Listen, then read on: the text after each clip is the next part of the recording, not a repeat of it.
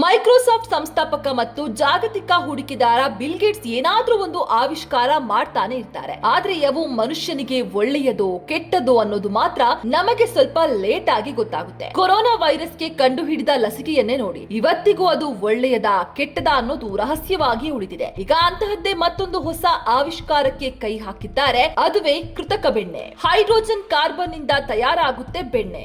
ಸಾಮಾನ್ಯವಾಗಿ ಬೆಣ್ಣೆಯನ್ನ ಹಾಲಿನಿಂದ ತಯಾರು ಮಾಡ್ತಾರೆ. ಆದ್ರೆ ಸೇವರ್ ಫುಡ್ ಕಂಪನಿಯು ಯಾವುದೇ ಪ್ರಾಣಿಜನ್ಯ ಅಥವಾ ಕೃಷಿ ಮೂಲದ ವಸ್ತುಗಳನ್ನ ಬಳಸ್ತಾ ಇಲ್ಲ. ಬದಲಾಗಿ ಪ್ರಕೃತಿಯಲ್ಲಿ ಸಿಗುವ ಹೈಡ್ರೋಜನ್ ಮತ್ತು ಕಾರ್ಬನ್ ಕಣಗಳನ್ನ ರಾಸಾಯನಿಕ ಪ್ರಕ್ರಿಯೆಗೆ ಒಳಪಡಿಸಿ ಈ ಕೃತಕ ಬೆಣ್ಣೆಯನ್ನ ಸಿದ್ಧಪಡಿಸ್ತಾ ಇದೆ. ಹಾಲಿನಿಂದ ತಯಾರಾಗುವ ನೈಸರ್ಗಿಕ ಬೆಣ್ಣೆಯಂತೆ ಇದು ಕೂಡ ಅದೇ ರುಚಿ, ಸುವಾಸನೆ ಮತ್ತು ವಿನ್ಯಾಸಗಳನ್ನ ಹೊಂದಿದೆ ಅಂತ ಆಹಾರ ವಿಜ್ಞಾನಿಗಳು ತಿಳಿಸಿದ್ದಾರೆ.